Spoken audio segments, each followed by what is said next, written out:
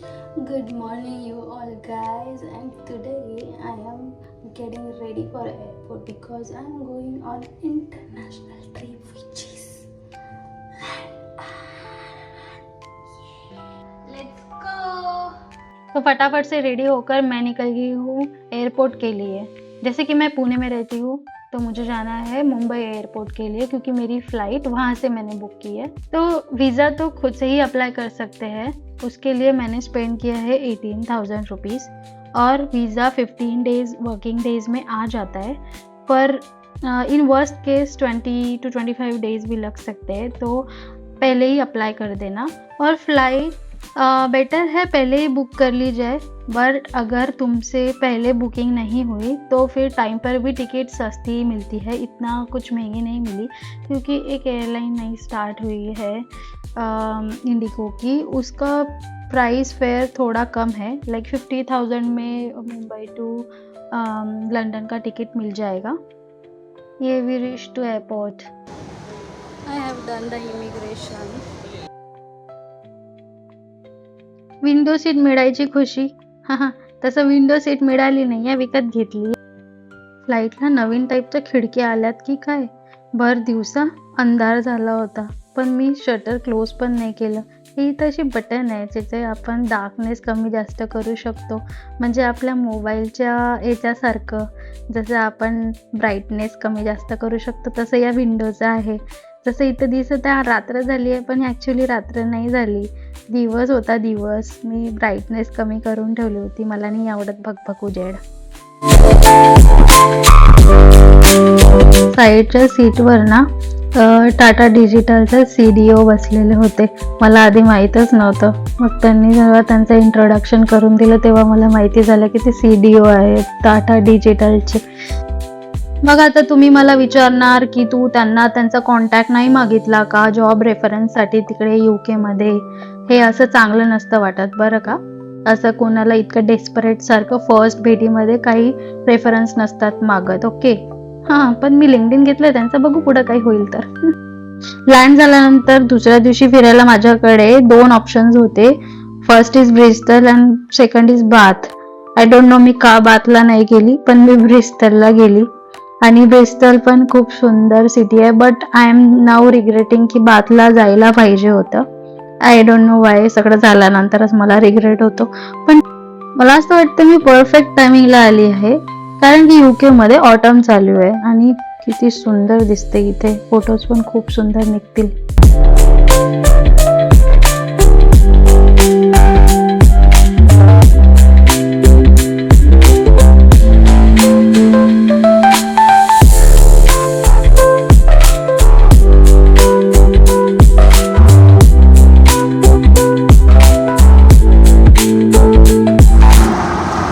Good morning.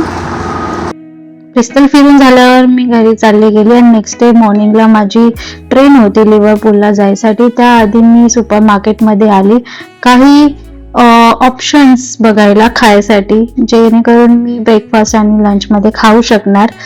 इथे non vegetarian options जास्त असतात, पण व्हेजिटेरियन्स पण असतात, ते तुम्ही जाऊन मायक्रोवेव्हमध्ये गरम करून खाऊ शकता, विच इज व्हेरी स्वस्त ऑप्शन हिअर टू इट।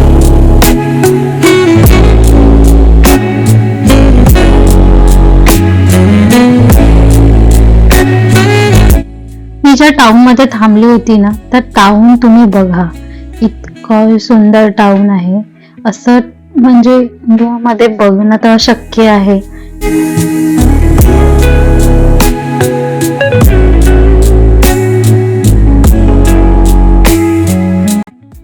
आले मी स्टेशनला, थोडा वेळ आहे ट्रेन यायसाठी।